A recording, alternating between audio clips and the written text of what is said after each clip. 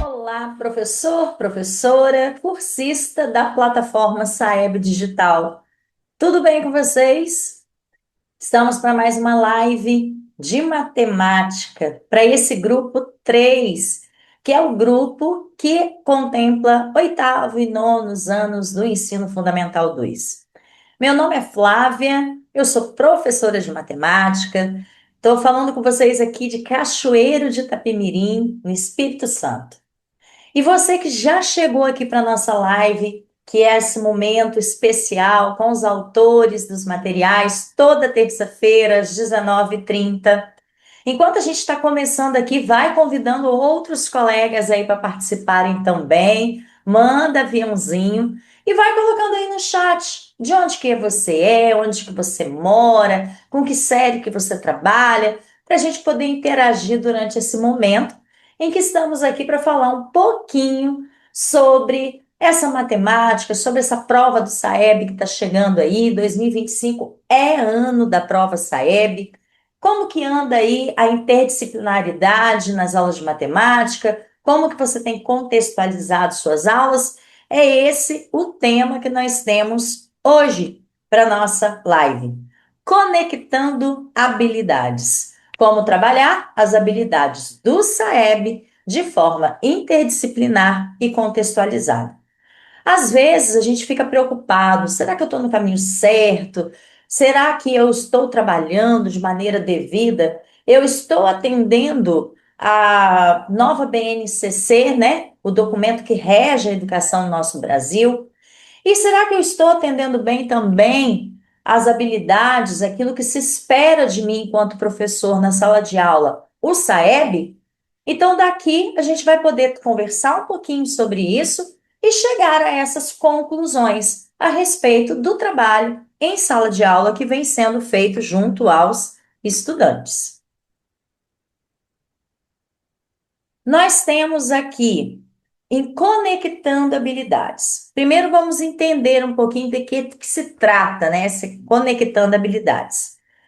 Essas diferentes competências, essa integração, essa relação que existe entre diferentes competências, seja no âmbito profissional, pessoal, educacional, para alcançar um objetivo comum ou para otimizar o desenvolvimento em determinada área. Então, aqui para nós isso serve muito, né?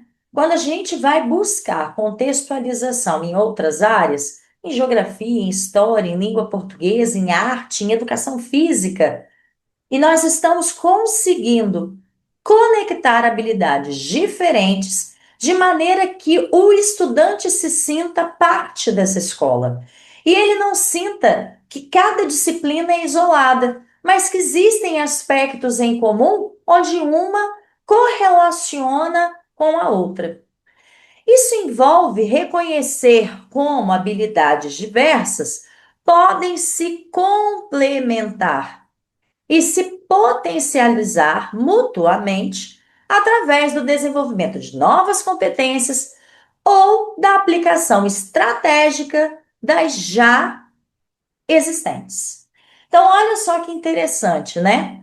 Quando a gente fala em potencializar, nós estamos comentando que aquilo que eu trabalho em matemática, isso vai ter ainda mais peso, vai fazer mais sentido, vai ter mais significado na vida do estudante, se ele conseguir perceber que não é só na matemática que isso é utilizado, que ele é utilizado também em outras áreas do conhecimento.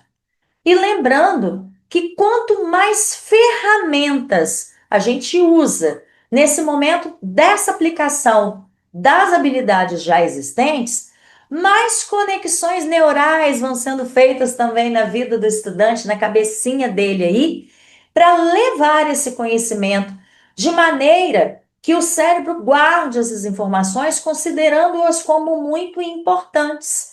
Então, quando a gente fala ali da escrita, das artes, quando isso atinge as emoções desse estudante, quando ele pensa no futuro, quando ele consegue associar isso que ele está vivendo no presente na escola com os anseios que ele tem para o futuro, quando ele tem essa visão maior, global de mundo, quando ele aplica as experiências, né, dentro da sala de aula, na realização das atividades, na resolução de situações de problema, quando ele interage com o ambiente onde ele vive, com as diferentes fases que ele está vivendo como estudante, e quando ele consegue interligar isso tudo, quando ele consegue montar esse quebra-cabeça, aí acende essa lâmpada, né? É essa lâmpada do conhecimento.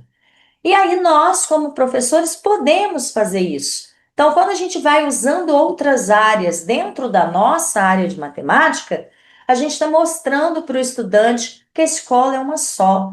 Apesar de ser matérias diferentes, que ela fala a mesma língua, que ela quer o mesmo objetivo, que ela quer o melhor para esse estudante. Então, vamos aí observar que esse teste, esse diário oficial da União, que saiu agora, fresquinho aí, né? Ele foi publicado no dia 7 de julho, mas essa portaria do dia 3 de julho de 2025, que é essa publicação que estabelece as diretrizes da realização do sistema de avaliação da educação básica para o SAEB no ano de 2025. E aí a gente vai percebendo o que que diz isso que está no diário e o que que ele diz em relação à BNCC e onde está o SAEB nisso daí, né? A interligação que existe entre eles e o que que a plataforma SAEB Digital está fazendo para te ajudar, professor, e engajar e estar dentro, focado para a prova do SAEB desse ano de 2025. Então, nós temos aqui, dentro dessa normativa, o quem que vem falando especificamente para nós, professores de matemática, né? Que área? Então, eu peguei, como eu trabalho com o oitavo e nono ano, eu peguei onde se refere a essas séries em específico. A prova do SAEB para o nono ano, nesses 2 anos de 2025. E aí diz que os alunos do nono ano vão fazer testes de língua portuguesa e de matemática com base nas matrizes de referência do ano de 2001, porque essas matrizes, esses descritores de 2021, eles estão embutidos dentro da reformulação e também nas matrizes de referências alinhadas à Base Nacional Comum Curricular, que é a BNCC. Isso para estudantes da rede municipal do quinto e nonos anos do ensino fundamental. Lógico, o segundo ano também faz de matemática, mas aí é o outro, né? Tentar como outra referência, não está usando 2001, está usando só alinhada à base nacional. Então, aqui eu estou me referindo mais ao público de nono ano mesmo. Em municípios cujas escolas públicas municipais desses anos possuam menos de 10 estudantes cada, e o total de alunos do município seja maior ou igual a 10 estudantes. É, e aí ele vai falar um pouquinho a respeito disso, que vai ter, ela é censitária para todas as escolas municipais. Então, todos os alunos da rede municipal devem participar, e aí existe um percentual de falta que é aceitável, né? Se eu não me engano, 80%. Então, está como nós também, todos os professores da escola, todos os funcionários, não só a gestão, está envolvida e participativa e incentivando a participação dos estudantes no dia da prova, que vai, né, ainda a secretaria vai entrar em contato com a escola para agendar o dia, que é um período de aplicação de provas, Mas é importante que todos os professores, mesmo aqueles das quais os estudantes não vão fazer ainda a prova, vai ter questionado sobre ciências sociais, sobre ciências humanas, ciências da natureza, mas está caminhando aí para essa prova que vai ter outras disciplinas, mas esse ano língua portuguesa e matemática. E lembrando que para as escolas particulares, se você aí está participando dessa live agora e você é professor de matemática do nono ano em escolas particulares, ela vai ser de forma amostral. Então, ainda, né, vai ser feito aí em que cidade, qual a escola que vai participar, que turma dessa escola vai participar. Então, como também ela vai ser de forma amostral, os professores também da rede particular têm que estar preparados. Se por um acaso a sua escola for sorteada, a prova for ser feita na sua escola com alguma turma, como estão os estudantes para a participação dessa prova? Então, é importante os professores estarem atentos de português e de matemática a respeito disso, né? É, E aí, a respeito dessa parte, nós temos aí os eixos cognitivos que são cobrados. E aí a gente vai para um documento que é esse documento alinhado à nova BNCC, que ainda é essa matriz preliminar. Então, ela divide aí dois eixos cognitivos para a matemática. O primeiro é compreender e aplicar conceitos e procedimentos. Quando a gente nomeia, né, a gente vai dar ali a carinha de qual habilidade está sendo cobrada, ela vem 9A, 9G, 9N, e se ela é de números, se ela é de álgebra, se ela é de grandezas e medidas, se ela é de probabilidade estatística, e ele vem se ela é 1, se ela é 2. Quando está 1, é porque ela é de compreender e aplicar conceitos e procedimentos. Esse eixo cognitivo ele pode ser entendido como as ferramentas, olha o que a gente estava falando ali, com as quais se faz matemática. Inclui reconhecer objetos matemáticos, fazer conexões entre conceitos e procedimentos matemáticos, usar diferentes representações. Essas são de aplicação. Então, ela vai ter alguns verbos específicos. Identificar, relacionar, apontar. Quais são esses verbos aí que caracterizam que o estudante vai, dentro de um determinado contexto, identificar, por exemplo, um número racional na sua forma fracionária? Ou identificar qual é o número na escrita decimal que corresponde a essa fração? Ou identificar o sólido matemático que corresponde à planificação, ou vice-versa.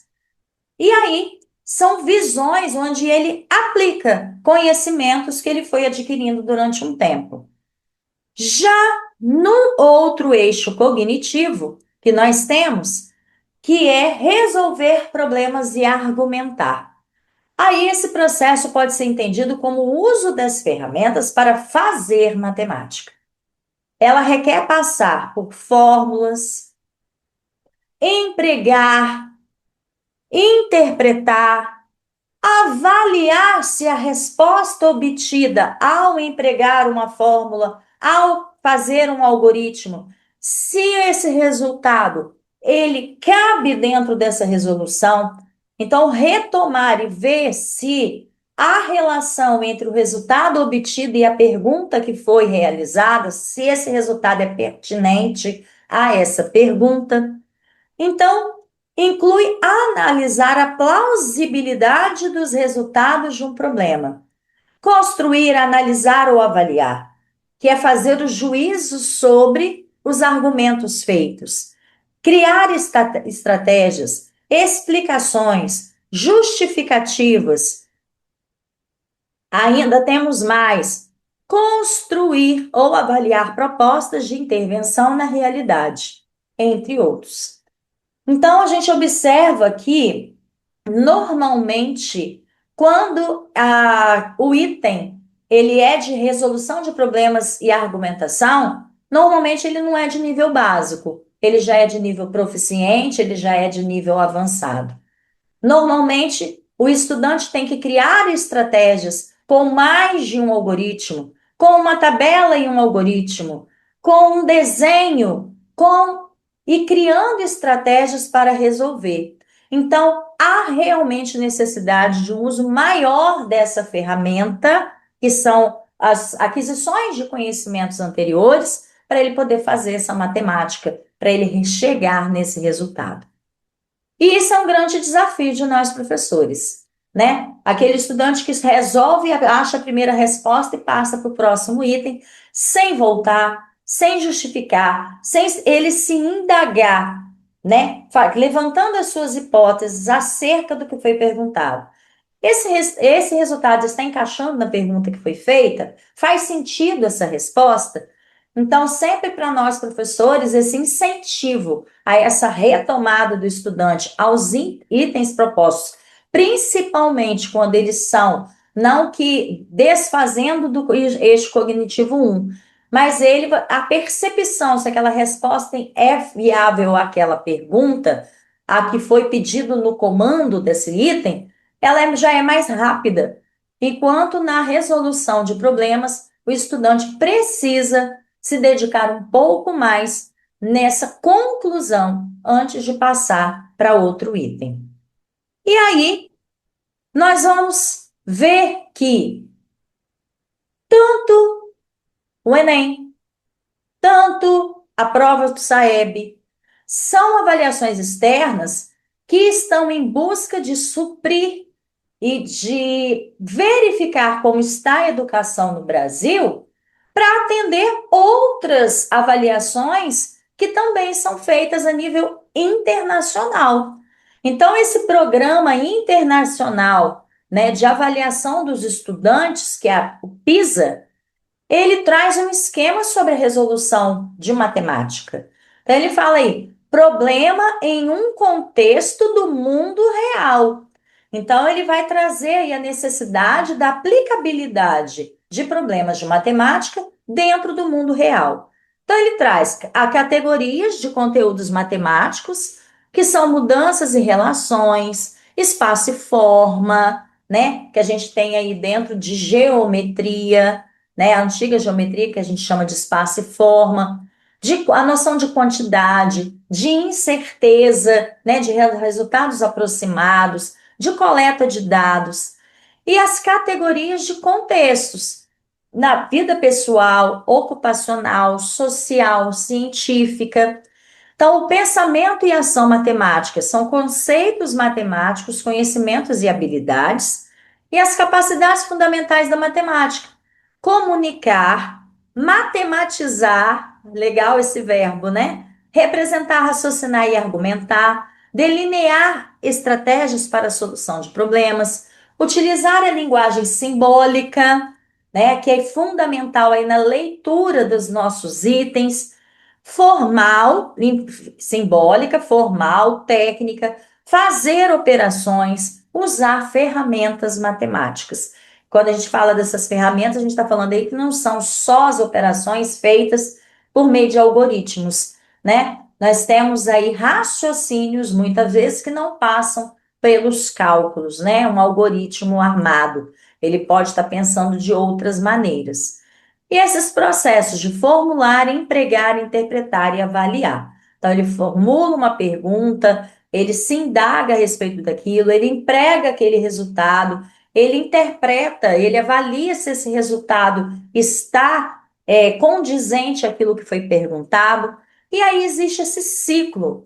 O problema que foi feito dentro de um contexto, e aí esse contexto entra a interdisciplinaridade, entra a vida social, entra pensamentos dele que vão valorizar a sua vida no convívio social com outros estudantes. E aí esse problema, formular, ele dentro desse contexto é formulado um problema matemático, onde a linguagem matemática precisa ser absorvida, identificada, para empregar nos resultados matemáticos, né? Ao empregar esses problemas, vai chegar num resultado, ele vai interpretar esse resultado, vai jogar dentro do contexto para ver se ele vai ser sentido e vai avaliar para ver se ele pode ser resposta ao problema que foi fornecido nesse contexto. Então, a nossa BNCC e as habilidades do SAEB já foram pensadas e reformulados descritores para uma nova linguagem que adeque a esse esquema do que se pretende de um estudante ao final do ciclo do nono ano, que ele seja capaz de resolver itens a partir desse contexto, desse raciocínio matemático. E aí a gente vai começar a ver algumas áreas, né? Que há muito tempo nós já começamos a trabalhar com essa interdisciplinaridade, né? Como que a língua portuguesa está dentro da matemática? Qual a importância dela na matemática? Ou qual a importância da matemática na língua portuguesa? Que elas não existem muitas áreas da língua portuguesa onde a leitura matemática é essencial. Então a gente vem falando há muito tempo também da ampliação do vocabulário matemático na vida do estudante. Então, aqui é importante ressaltar que a língua portuguesa desempenha um papel fundamental na compreensão e interpretação de matemática. A capacidade de ler e entender enunciados, identificar as informações relevantes, né, aquelas palavras-chave, traduzi-las para a linguagem matemática, é essencial para a resolução de problemas e para ter sucesso nessa disciplina. Quem é o professor que nunca falou que o estudante não consegue resolver problemas de matemática porque ele não consegue ler com uma entonação, que quando ele termina de ler uma situação, problema, ele não sabe mais o que ele leu, e que aí uma leitura que não é uma leitura proficiente, né? Que leve esse estudante ao conhecimento, ao letramento matemático, isso prejudica esse estudante. Então, todos nós já passamos por isso, né? Por essa situação, das situações, problema que não são interpretadas pelo estudante. E aí a gente vai perceber quantas áreas a matemática se encontra dentro de português. Então, ali, interpretação de textos. Muitos textos, especialmente aqueles relacionados a notícias, quando são artigos científicos, que eles já têm uma linguagem mais aflorada, textos do cotidiano, pode ser um de jornal, pode ser um texto noticiário do dia, podem conter informações numéricas que precisam ser compreendidas e interpretadas corretamente. Paro aqui para lembrar, né? Quem nunca agarrou num texto porque ele tinha um número romano, na escrita do numeral, que precisava ser lida. E aí a pessoa engasga. Então ela tem que pensar, fazer aquela na cabeça, pera lá, tem o V, o I está na frente, o I está atrás, eu somo, que século é esse? Então, e aí, pronto, quando ele para, ele já perde o sentido da leitura. Porque no que ele parou para pensar que número é aquele, ou que como que eu leio aquele século, eu já esqueci por que eu estava lendo aquele século dentro de um contexto. Então, saber ler de maneira rápida e eficaz uma linguagem matemática ajuda na interpretação desse texto. A matemática ajuda a analisar dados estatísticos, entender porcentagens, calcular médias e outras informações que podem ser expressas em números. Quando a gente fala notícias do dia a dia, a gente está falando inclusive de classificados, aqueles onde vai fazer o anúncio de um emprego, da venda de um terreno, na venda de um veículo, e que está dentro, sabendo dessas informações, né? Ajuda na compreensão. Bom, a língua portuguesa nos problemas e situações problema. Textos que descrevem situações problema frequentemente exigem o uso de operações matemáticas para encontrar a solução.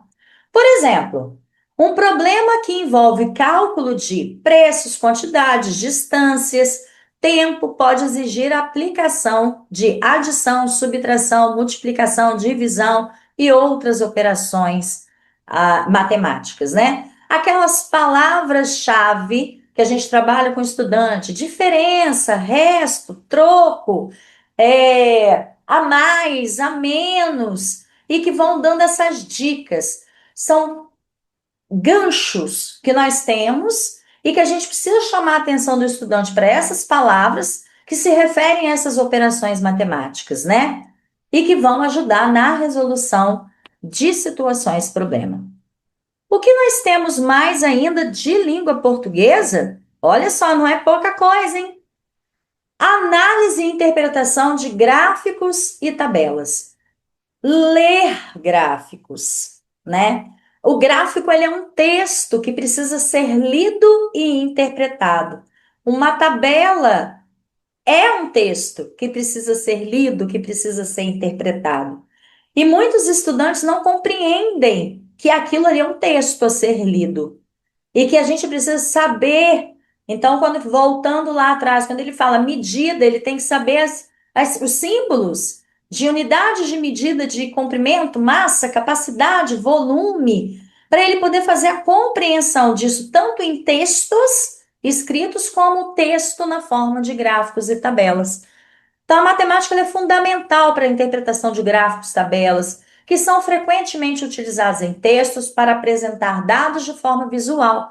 Nós estamos no mundo dos infográficos, onde cada vez mais a tecnologia, cada vez mais os veículos de comunicação procuram mastigar o texto e explorar por meio de infográficos, onde ele traz de forma clara, traz as informações de forma atrativa, principalmente se for um gráfico pictórico, e aí para chamar a atenção do leitor, que lê cada vez menos. Então, cada vez mais os textos precisam ser mais bem trabalhados, mais elaborados, mais chamativos, para chamar a atenção desse público que não lê.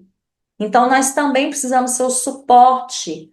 Ler e escrever é compromisso de todas as áreas. E nós, enquanto professores de matemática, precisamos dar subsídio aos nossos estudantes para conseguir fazer uma leitura fluente que leve a um letramento matemático e não apenas uma alfabetização matemática mecânica, né? Então, compreender como os dados são organizados em gráficos e tabelas, como eles se relacionam entre si, né? Então, quando o eixo vertical, o horizontal, aí a gente entra aí já em função quem depende de quem, né? O eixo Y depende do X, qual a posição que deve estar feito esse gráfico, né? Quando que o gráfico pode ser em percentual? Quando que ele pode ser um gráfico de linha, por exemplo, que só cabe para valores que não são, que são numéricos de maneira decimal, que valores inteiros não pode construir um gráfico de curvas, por exemplo. Então, são algumas propriedades matemáticas que ajudam o estudante a conseguir fazer a leitura de um gráfico lá em geografia, um gráfico lá em biologia. Então, mas que são coisas que ele vai aprender na matemática, ali dentro do plano cartesiano. Então, e exige conhecimento da matemática. Então, textos com linguagem matemática. Alguns textos podem usar termos ou símbolos matemáticos específicos para descrever conceitos e situações. Quem nunca se enrolou, ouviu um estudante se enrolar ao ler e tem um sinal de maior que, de menor que ele empaca ali na hora que ele chega naquele símbolo. Um símbolo de pertence, de não pertence, de união, de interseção, e que ali vai ter um significado, né? Se ele inclui a informação, se ele agrupa as informações, se ele exclui as informações, se ele vê quem sobra dessa interseção. Então, nesses casos, é necessário ter conhecimento da linguagem matemática para entender o significado do texto. E aí, não é só na língua portuguesa, isso só foi o início. Vamos para a geografia? Exemplos de como a matemática é aplicada na geografia e como que a gente usa a geografia nas nossas áreas para contextualizar e dinamizar as nossas situações problema, para que o estudante perceba que a matemática é necessária no mundo aí fora, nesse estudo do mundo, né, nessa geografia. Então, escalas, por exemplo. A escala de um mapa indica a proporção entre as distâncias no mapa e as distâncias reais na superfície. Então, um mapa, um está para 100 mil. É cada um centímetro no mapa representa 100 centímetros ou 1 quilômetro na realidade. Então, estudante, para ele analisar o mapa, uma cartografia, ele precisa ter noção de escala, que começa a ser estudada em matemática. As coordenadas geográficas, que nada mais são do que, dentro da matemática, o plano cartesiano, e que ele precisa ter essa noção na hora da latitude, da longitude. Um estudante que nunca brincou de batalha naval, que ele nunca trabalhou com xadrez, ele vai ter muita dificuldade ao trabalhar esse conteúdo em geografia. Que aí ele, para ele achar um ponto, ele precisa cruzar essas informações de forma vertical, horizontal. Olha o plano cartesiano aí. Então, por exemplo, na minha cidade, Cachoeiro de Itapemirim, Espírito Santo, ela está localizada em torno de 20 graus, 14 minutos e 15 segundos de latitude sul e 41 graus, 6 minutos e 30 segundos de longitude oeste. Então, ele precisa compreender essa linguagem. E aí, em graus, quantos graus, minutos e segundos? Esse estudante estudou, ele viu graus, minutos e segundos, ele sabe fazer essas trocas. Densidade demográfica, acho que é uma coisa assim que utiliza muito, né, a matemática. A densidade que ela é calculada dividindo o número de habitantes de uma região pela área dela. Então, por exemplo, numa cidade de 100 mil habitantes e ocupa uma área de 500 quilômetros quadrados, então 100 mil dividido por 500 dá 200 habitantes por quilômetro quadrado, que é a densidade demográfica. Acabou? Passou por aí a geografia? Não, temos mais um pouquinho aqui ainda, algumas dicas. Então é sempre importante, professor, que você saiba e reconheça onde que essas aplicações são feitas, porque isso nos valoriza. Quando o estudante fala, mas por que que eu estou estudando isso? Por que que eu tenho que ver isso? Porque é uma necessidade do mundo. É a necessidade de outras matérias que vão depender disso também. E aí a gente se fortalece. É a matemática fortalecendo a língua portuguesa, a geografia, a história, e essas disciplinas nos favorecendo. E aí, quando o estudante percebe que ele está ali numa cadeia, né, que ele está nesse emaranhado, eu achei muito legal, porque eu estava pensando muito nisso, e quando essa equipe maravilhosa do SAEB fez aí o postzinho dessa live, ele justamente fez isso, parece que ele pensou essa conexão que é feita entre todas as áreas, em todas as disciplinas. Ficou bem bacana a chamada, eu gostei demais. Então, cálculo de distâncias em mapas. Com o auxílio da escala, é possível calcular a distância real entre dois pontos de um mapa, multiplicando a distância medida no mapa pelo valor da escala. Olha aí a gente trabalhando proporcionalidade, né? Uma regra de três envolvendo a escala. Ou ele te dá o valor real para você encontrar quanto que vai medir numa maquete, num mapa, ou vice-versa. Análise de gráficos e tabelas, que a gente já viu falando um pouquinho na língua portuguesa, volta aqui, porque é uma demanda grande em geografia.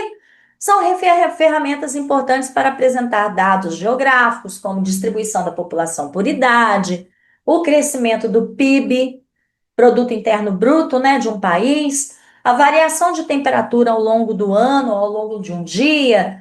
Então, a gente tem muitas informações aí, né? Taxa de mortalidade, taxa de natalidade, taxa de. E aí, o estudante precisa entender que não existe, por exemplo, 2,2 pessoas, não tem duas pessoas e dois décimos de outra. Mas que na estatística isso é possível, né? Essa variação aí, a média pode ser apresentada dessa maneira. Então, a compreensão, que às vezes aquilo que não é viável num cálculo lá em matemática, mas em geografia vai ser. Continuando, então, vamos para outra área de conhecimento? Exemplos de conteúdos de matemática usados em ciências. E quando a gente está falando das ciências, a gente está falando aqui da ciência do quinto, do sexto ano, dividida hoje em dia em A, B, da química, da física, da biologia, ciências no geral. Então, ele vem mostrando onde que tem matemática em ciências. Equações Relações entre grandezas, resolver problemas em física, química, em outras áreas. Parece que eu estou vendo o professor de física, que ele adora aqueles triângulozinhos, né? Velocidade é igual a massa vezes não sei o que lá. Não estou lembrando agora. Mas é muito comum a gente ver essas fórmulas, né? O estudante vai, divide, multiplica, aí começa a gente ouvir do professor de física, de química, que o estudante não vai bem nessas disciplinas porque ele não sabe matemática. Ah, porque em física usa muito lá divisão de decimais, mas o aluno não sabe fazer divisão com decimais, então ele acaba errando a resposta por não saber. Então é um compromisso nosso e essa parceria entre essas disciplinas. Então, o professor de física chegar perto de matemática, dá uma revisada em divisão de decimais, que os alunos estão estudando, estão errando isso, né? Então, é momento aí da gente parar e retomar e fazer essa recomposição de aprendizagem quando é necessário. Os gráficos e funções, ferramentas visuais para representar dados e entender relações entre variáveis. E, gente, tudo isso que eu tô falando, tá? Você já viveu isso? Você já ouviu o professor de física reclamando? Vai colocando aí no chat.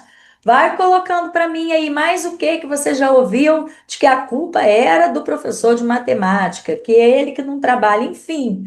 Então, são coisas que a gente vive, né? Eu tenho aí 32 anos de escola, então a gente tem essa experiência, tem essa bagagem e a gente tem que ter esse compromisso. O problema chegou para mim, eu vou resolver, né? Então, na estatística, usada para analisar dados, calcular probabilidades, fazer inferências em diversas áreas, a geometria, descrever formas e espaços com aplicações da física, biologia e outras áreas. Então, quando a gente tem ali, né, também a escala, por exemplo, de uma célula que vai ser uma de ampliação, e já na geografia de redução, essas aplicações aí, esse cálculo usado para modelar taxas de variação, resolver problemas envolvendo grandezas que mudam continuamente. Então, também aquela relação, eu tenho duas unidades diferentes de medida numa mesma situação que eu preciso equilibrar. Eu levo tudo para metro, eu trago tudo para quilômetro, né? Como física, né? Economia também, fazer essas alterações. Bom, falamos de quê? Falamos de língua portuguesa e falamos de geografia, falamos de ciências. Tem mais alguma que você se recorda? Olha ali, história. Vamos para história. Onde que a matemática tem a ver com a disciplina de história? Então, ali, populações e demografia, né, que a gente já viu, que pega também geografia. Usada para estudar esse crescimento populacional ao longo do tempo, analisar os padrões de migração, entender a distribuição da população em diferentes regiões, períodos históricos.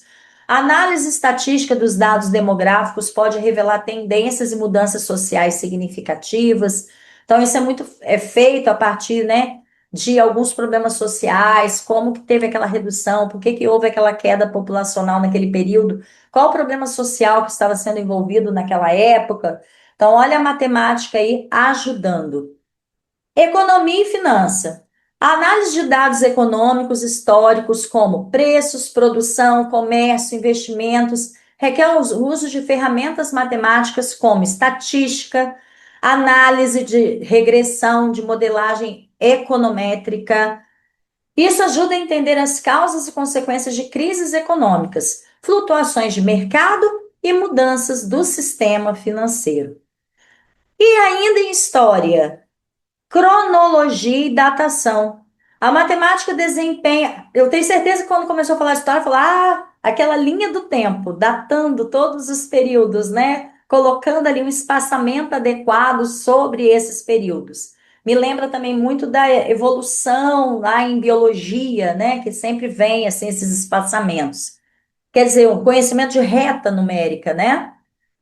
E aí, artefatos arqueológicos, fósseis, outros vestígios do passado. Quem nunca ouviu, né, um estudante perguntando para um professor como que sabe que esse animal viveu há tantos anos assim, se ele não existe mais, se ele já está extinto? Como é que sabe que essa árvore, como é que sabe que é essa pegada? né? Então, essa datação por radiocarbono, análise das camadas geológicas são baseadas em princípios matemáticos para estimar a idade de objetos de eventos. Na arquitetura e na construção, né? Vamos falar aí dessas construções históricas. A história da arquitetura e da construção civil envolve o uso de geometria, trigonometria, cálculo para projetar e construir estruturas monumentais, a análise de técnicas de construção utilizadas em diferentes épocas e locais, que revela a evolução do conhecimento matemático e tecnológico. Então, professor, né? Quem nunca começou a aula falando sobre o número áureo, por exemplo, né? Usando a relação no pentagrama, que é o símbolo dos pitagóricos lá no passado, ou falando da fachada do Parthenon, né? A relação ali de ouro entre um retângulo áureo. Então, essa relação aí que puxa monumentos históricos, né? Bom, exemplos da educação física na matemática. Quando eu falo em educação física que utiliza na matemática, eu lembro muito do xadrez, né?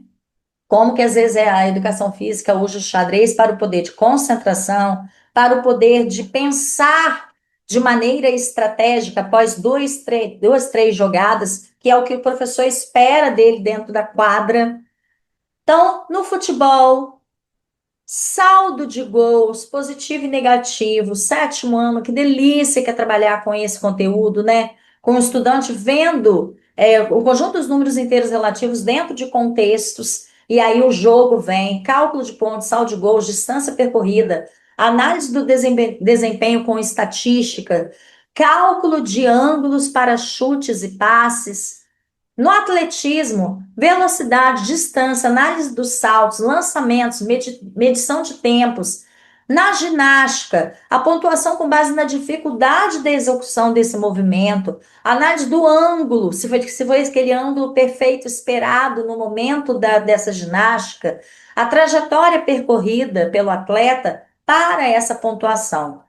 No vôlei, cálculo de pontos, análise do desempenho, estudo da trajetória da bola, ângulos de ataque e defesa. Hoje em dia está um espetáculo, né? Coisas que antigamente se ficava na dúvida se tinha sido mesmo impedimento, se não tinha. Agora é tira-teima na hora, né? Então é essa análise toda sendo feita em tempo real, para ali rapidinho se decide e segue o jogo. E olha a matemática presente aí na hora disso, a hora que passa aquela linha paralela em relação ao campo, e para poder falar se teve impedimento, se não teve, se teve falta, os ângulos, né, que a gente tem ali de diferentes vistas de um determinado momento para poder chegar nessa conclusão. Então, nós temos aí um prato cheio, né, para poder utilizar nas nossas aulas. E graças, assim, os materiais estão vindo cada vez mais utilizando esses recursos, né? As artes, geometria, fundamental para a criação de formas, estruturas, de muitas obras de artes. Artistas utilizam formas geométricas como triângulos, quadrados, círculos e polígonos para compor suas obras, explorando as suas propriedades como ângulos, lados, simetria.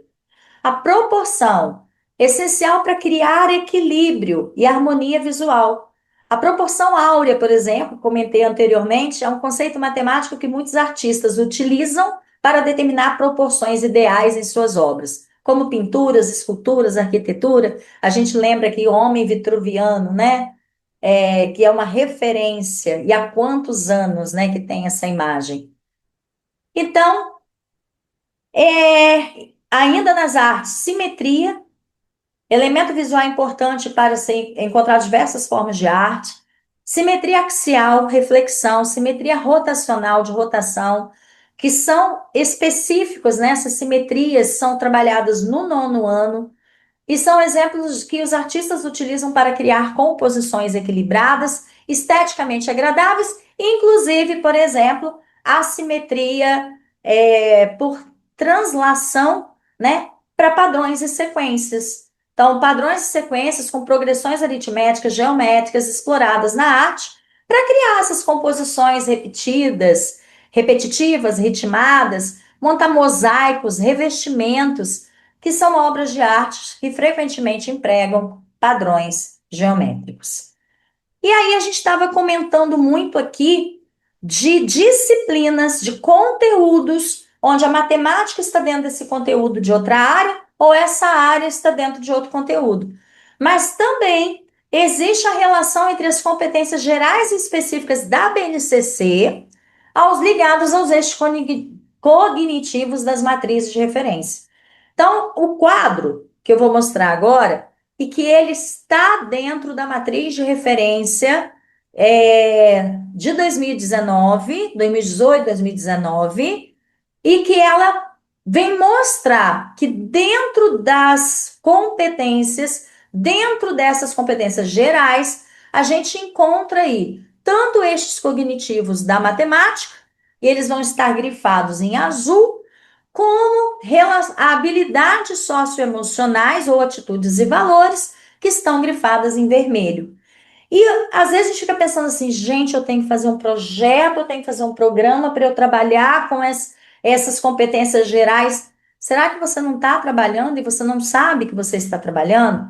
Então, vale a pena, professor, você pegar e fazer o estudo dessa parte, né? E como que o SAEB vem ajudar nisso.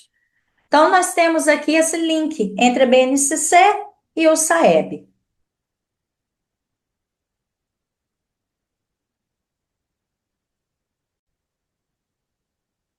Então, prosseguindo, vamos então procurar aí esses grifos em azul e em vermelho e essa relação que existe entre eles. Então, nós temos aí qual é a competência geral e o eixo cognitivo. Compreender e aplicar conceitos e procedimentos e resolver problemas e argumentar. A competência geral, ela vai vir ali e ela está repetida na frente. Aquilo que cabe dentro do eixo cognitivo, que a gente está trabalhando um eixo cognitivo ali dentro da matemática, ele está escrito em azul. Aquilo que se refere voltando aqui, aquilo que se refere a habilidades socioemocionais que precisam ser desenvolvidas na escola junto aos estudantes, atitudes e valores, estão em vermelho. Então, dentro dela, quando eu tenho ali valorizar, olha o verbo forte, continuar aprendendo e colaborar para a construção de uma sociedade justa, democrática e inclusiva. Olha o aspecto social, afetivo, socioemocional. Já a parte, utilizar conhecimentos historicamente construídos sobre o mundo físico, social, cultural, digital para entender e explicar a realidade. Então, quando eu estou buscando tudo isso dentro da geografia, qual o sentido que isso faz para o estudante aprender escala? Porque ele sabe que ele vai usar em geografia, porque ele sabe que ele vai usar em história, ele sabe que ele vai usar em biologia. Vamos para outra, né? A competência geral que nós temos aí. Outra competência geral. Exercitar a curiosidade intelectual. Olha o afetivo. Olha o social sendo trabalhado aí. A parte em azul dessa primeira parte é dentro de compreender e aplicar conhecimentos. Recorrer à abordagem própria das ciências, inclusive investigação, reflexão, análise crítica, imaginação, a criatividade. Quando a gente termina essa leitura, ele já vai falar: olha, agora vai aqui uma aplicação de um problema. Ele vai resolver um problema usando esses conhecimentos que ele já sabe compreender e aplicar. Investigar as causas, elaborar e testar hipóteses, formular e resolver problemas, criar soluções, inclusive usando a tecnologia, com base nos conhecimentos das diferentes áreas. Então, dentro de uma mesma competência geral, onde que está o eixo cognitivo um, compreender e aplicar conceitos e procedimentos, e onde que se encaixa dentro de resolver problemas e argumentar? Em todos eles tem os dois? Não. Pode ver que na parte de cima, no um, ele só ficou dentro de compreender e aplicar conceitos e procedimentos. Agora ele já cabe nos dois. Vamos continuar aí então. Valorizar e fruir as diferentes manifestações artísticas e culturais das locais às mundiais e também participar de práticas diversificadas da produção artístico-cultural. Então, está trazendo outras disciplinas aí também para dentro da matemática e dentro desses dois eixos cognitivos. Usar diferentes linguagens, verbal, aí vem ali oral, visual, motora, libras, escrita, corporal, visual, sonora, digital, bem como os conhecimentos das linguagens. E aí vem dentro dessa linguagem a linguagem matemática para expressar e partilhar informações, ideias e sentimentos em diferentes contextos de produzir sentidos que levem ao entendimento mútuo. E aí tem uma parte que repete também resolver problemas e argumentar.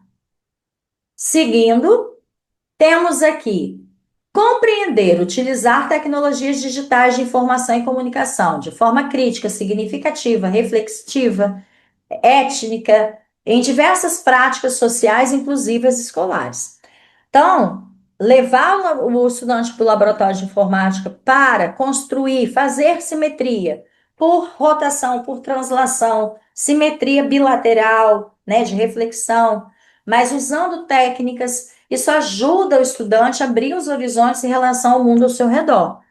E aí a gente tem uma parte aqui que vai para o segundo eixo, que é o de problemas. Se comunicar, acessar e disseminar informações, produzir conhecimentos, resolvendo problemas. E aí exercer o protagonismo e a autoria da vida pessoal e coletiva. Então, isso aí já cabe aos dois. Valorizar, no tópico 6, valorizar a diversidade de saberes e vivências culturais. Abrir os horizontes para novas culturas e aí ver onde que isso se aplica na minha sociedade onde eu vivo, onde que isso não se aplica. Se apropriar de conhecimentos e experiências que lhe possibilitam entender relações próprias do mundo, do trabalho, fazer escolhas alinhadas ao exercício da cidadania, ao seu projeto de vida, com liberdade, autonomia, consciência crítica e responsabilidade. Então, quase acabando esse, argumentar com base em fatos, esse todo está dentro do eixo cognitivo, né? Todo esse efeito ali, fatos, dados, informações confiáveis, formular, negociar, defender ideias, pontos de vista, decisões comuns que repetam e promovam direitos humanos, consciência socioambiental, consumo responsável no âmbito local, regional, global, posicionamento ético em relação ao cuidado de si mesmo, dos outros e do planeta, né? Cuidando da nossa casa comum aí. Então, tudo isso eu tenho como fazer, dentro da análise dos gráficos na aula de matemática, eu tenho como fazer dentro de uma análise de uma situação financeira, por exemplo, que está passando o país, e conhecer-se e apreciar, cuidar de si, da saúde física, essa é uma competência que é totalmente relacionada às habilidades socioemocional, atitudes e valores, não se encaixando em eixo cognitivo. É algo do dia a dia. A autocrítica, a capacidade de lidar com essas críticas, com as emoções suas, consigo mesmo, com o outro. E aí, temos aqui ainda outras competências que não encaixam em eixos cognitivos, que são de práticas relacionadas a habilidades socioemocionais, atitudes e valores, né? Quando a gente fala aí do professor educador, né? Não do professor só de conteudista, né? Exercitar empatia, diálogo, resolução de conflitos, cooperação. Toda vez que a gente faz trabalho em grupo, que a gente passa por situações que é onde a gente é mediador de apaziguar uma situação, que a gente intervém num problema entre dois estudantes, onde a gente zela e preza pelo respeito ao outro, quando a gente trabalha coletivamente, quando a gente trabalha com autonomia, com a responsabilidade, enfim, nós estamos aí dentro da nossa sala de aula lidando com competências gerais dentro das nossas competências da matemática. E aí, a gente vai ter aqui agora uma outra situação, que apresenta cada uma das competências específicas da BNCC que se relaciona aos dois eixos cognitivos da matemática. Também continua aquilo que é de eixo bem específico cognitivo, seja em compreender e aplicar conceitos e procedimentos, ou na resolver problemas e argumentar, e dentro das habilidades socioemocionais. Vamos dar uma olhadinha nela, então? Competências específicas. Reconhecer que a matemática é uma ciência humana, fruto das necessidades, preocupações de diferentes culturas, em diferentes momentos históricos, e é uma ciência viva. E aí, onde que entra a resolução de problemas? Solucionar problemas científicos e tecnológicos para alicerçar descobertas e construções, inclusive com impactos no mundo do trabalho. A2, desenvolver o raciocínio lógico, o espírito de investigação, a capacidade de produzir argumentos convincentes, aquela hora da retomada da resolução do problema. A situação que eu encontrei uma resposta, ela cabe na pergunta que foi feita? Então, dentro de resolução de problemas e argumentação. E, dentro de conhecer e aplicar conceitos e procedimentos, recorrer aos conhecimentos matemáticos para compreender e atuar no mundo. Então, eu preciso de uma leitura matemática bem feita para poder compreender e levar para a aplicação no mundo onde se vive. Nós temos aqui compreender as relações entre conceitos e procedimentos dos diferentes campos da matemática. Aritmética, que é o estudo dos números, álgebra, geometria, grandezas e medidas, estatísticas e probabilidade. E aí, observe bem que lá em medidas, na competência geral da BNCC, tem umzinho, né? Que aí a gente tem aí um rodapé, que na habilidade da BNCC acha que medidas não entra, mas dentro do SAEB, sim. A análise de medidas também está dentro dessa compreensão das relações entre conceitos e procedimentos. E aí ele fala, sentindo a segurança quanto à própria capacidade de construir e aplicar conceitos matemáticos, desenvolver autoestima, perseverança na busca de soluções. Quando a gente incentiva, volta lá, faz de novo, vamos comparar, vamos ver por que que seu resultado deu isso, do outro deu aquele. Então a gente está ajudando o estudante nessa capacidade específica da matemática, tá? E outra que nós temos aqui dentro de resolução de problemas, fazer observações sistemáticas de aspectos quantitativos e qualitativos presentes nas práticas sociais e culturais, investigar, organizar, representar, comunicar informações relevantes para interpretá-las, avaliar a crítica e eticamente produzindo argumentos convincentes. Temos aqui mais 4 ainda. Utilizar processos e ferramentas matemáticas, inclusive tecnologias digitais disponíveis, para quê? Modelar e resolver problemas cotidianos. A gente vê muito isso, né? Modelar e resolver problemas cotidianos. Então, transformar numa linguagem algébrica, num algoritmo, um problema que foi te passado, uma situação, um contexto, onde vai se usar a matemática como recurso para resolvê-lo, seja dentro de contextos sociais ou de outras áreas do conhecimento. Tá aí a geografia, a história, a educação física, a arte, validando resultados e estratégias. Enfrentar situações e problemas em múltiplos contextos, incluindo situações imaginadas, não diretamente relacionadas com o aspecto prático utilitário, explicar as respostas e sintetizar as conclusões. Tá aí na resolução de problema. Utilizar diferentes, o que que ele vai ver? Reaplicar. Ele aprendeu um conteúdo onde que ele pode aplicar aqui dentro. Registros de linguagens, em gráficos, tabelas, esquemas, além do texto escrito na linguagem materna, outras linguagens para descrever algoritmos, como fluxogramas e dados. E ainda, para a gente finalizar, nós temos aqui essas habilidades que são socioemocionais, né, que não cabem dentro dos eixos cognitivos, está no trato, no dia a dia da sala de aula, no chão da sala de aula. Projetos que abordem, sobretudo, questões de urgência social, com base em princípios éticos, democráticos, sustentáveis, solidários. E para a gente finalizar, temos aqui a interagir com seus pares de forma cooperativa, trabalhando coletivamente no planejamento, desenvolvimento de pesquisas para responder questionamentos. Isso aí trabalha muito nas habilidades socioemocionais, embora possa também estar se destacado no segundo eixo cognitivo, que é interagir com seus pares, então aí a resolução de problemas, a troca de ideias, planejar e o desenvolvimento de pesquisas para responder questionários em busca de soluções de problemas, identificar aspectos consensuais ou não na discussão de uma determinada questão, respeitando o modo de pensar dos colegas, aprendendo com eles. Então, olha como que a gente às vezes deixa, né? A gente fica pensando, nossa, eu não estou trabalhando com as competências gerais, eu não estou trabalhando com as competências específicas da matemática, eu só estou trabalhando com conteúdo.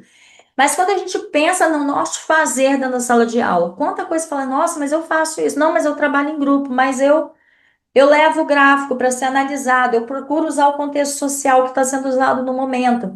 Então, professor, você está trabalhando, associando, fazendo essa conexão tanto dos eixos cognitivos quanto das competências gerais específicas da matemática. E aí, nós temos aqui para a gente finalizar, quando a gente fala em conexão, então vem aí essa imagem, falando, né, de tudo isso, de todas essas engrenagens que a gente vai fazendo, de como que a mente do estudante está ali cheia de informações acerca do seu cérebro, né, como fatores que ele vai utilizando de conhecimentos do dia a dia. E aí a gente pega uma frase aí de Charles Darwin, e que diz: não é o mais forte que sobrevive, nem mais o inteligente, mas o que melhor se adapta às mudanças. A gente vem falando aí da teoria da evolução de Charles Darwin. E que fala, né? Aqueles que vão ser, os mais fortes vão sobressair pela sua reprodução e pela perpetuação da sua espécie. E aí, o que que a gente quer, né? A gente deseja que aquele que vai, o estudante que vai se adaptando a essas mudanças, o professor que vai se adaptando, que ele vai construindo esse conhecimento, esse mundo de conexões, de habilidades, de conexões neurais, desse desenvolvimento neurosocial cognitivo dos nossos estudantes. Então, para isso que a gente abre nossos horizontes e fala, estou no caminho certo, né? Quando a gente tem aí os testes, a gente tem as habilidades do SAEB e a gente está usando esse contexto, essa gama, tem tabela de educação física, de esporte, tem de história, tem de geografia, a gente fala, estou no caminho certo, eu estou buscando as outras disciplinas para respaldar a necessidade da matemática para esse estudante. E isso é muito bonito, isso é muito belo. Então, estão aí os endereços eletrônicos da nossa plataforma Saeb Digital, e sempre você pode fazer contato. No início também tinha os contatos ali da professora Flávia, que sempre gosta aí, de vez em quando aparece alguém no Instagram, no Face, nas redes sociais, procurando, tirando dúvida. E aí estamos abertos aqui para isso, para te atender, para te ouvir e para fazer esse trabalho bacana, legal, pensando na prova SAEB desse ano de 2025. Fica aqui o meu abraço para vocês. Para você que não está vendo ao vivo hoje, nessa terça-feira, e que vai assistir em outro momento, fica aí o meu abraço. Não deixe de comentar, não deixe de colocar as suas opiniões, aquilo que você se identifica, porque uma live é feita daqui da professora para lá, mas é de lá para cá também, com esse retorno positivo e bacana, que vocês que estão sempre aí, que estão aderem, né, à plataforma, tem sendo sempre correspondido e dado esse feedback bacana para nós. Fiquem com Deus, um bom desenvolvimento aí dessas conexões, dessas habilidades. Fiquem com Deus, um beijo, tchau, tchau para vocês.